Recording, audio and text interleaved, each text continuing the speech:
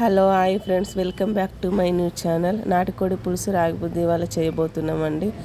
ముందుగా కడాయి పెట్టుకొని నువ్వులు, దాల్చిన చెక్క, ఇలాచీలు వేయించుకొని మళ్ళీ కడాయి పెట్టుకొని దాంట్లో ఆయిల్ వేసుకొని ఉల్లిగడ్డలు వేయించుకోవాలి.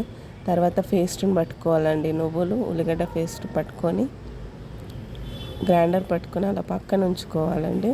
కడాయి పెట్టుకొని పైన ఆయిల్ వేసుకొని తాలింపుకు కొంచెం మనకు సరిపోయినంత ఆయిల్ వేసుకోవాలి. తర్వాత ఉల్లిపాయలు, దాల్చిన చెక్క, ఇలాచీలు, బిర్యానీ ఆకు వేసుకోవాలండి. పసుపు, అల్లం కూడా వేయించుకొని అవి రెడ్గా వచ్చేసరికి వేయించుకోవాలి.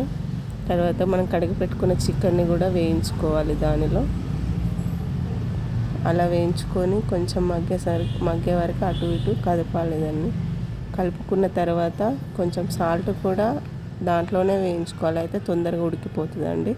నిమ్మపండు సైజ్ అంత చింతపండుని తీసుకొని పక్కన ఉంచుకోవాలి, నానబెట్టుకొని.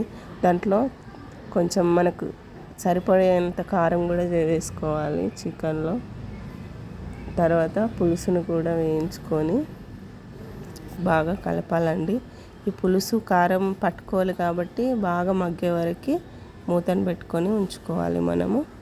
అందులో ఇందాక పట్టిన ఉల్లిగడ్డ పేస్ట్, నువ్వుల పేస్ట్ను వేసి కలపాలండి. చూడండి, చికెన్ ఉడికిపోయింది.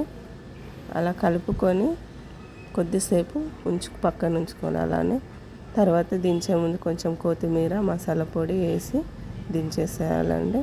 అక్కడ ఇందాక నేను పెట్టుకున్న కొన్ని బియ్యం వేసి రాగి ముద్ద కోసం బగోనీలో నానబెట్టుకున్నానండి. అందులో కొంచెం సాల్ట్, అల్లం పేస్ట్ వేయించుకోవాలి.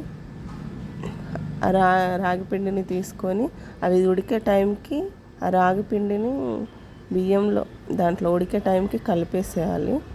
కలిపితే మనకు రాగి ముద్ద అనేది చాలా ఉండలు కట్టకుండా కలుపుతూనే ఉండాలండి. కలిపితే మనకు రాగి ముద్ద అనేది తయారైందండి. నెయ్యి వేసి లాస్ట్లో దించేసేయాలి. ఇప్పుడు రాగి ముద్ద నాటుకోడి పులుసు రెడీ అండి మనకి. చూడండి, ఇలా అవుతుంది గట్టిగా. ఇప్పుడు రాగి ముద్ద నాటుకోడి పులుసు వేసి మా బాబుకి ఇస్తున్నానండి. వాడికి చాలా ఇష్టం. సండే వచ్చిందంటే అంతే,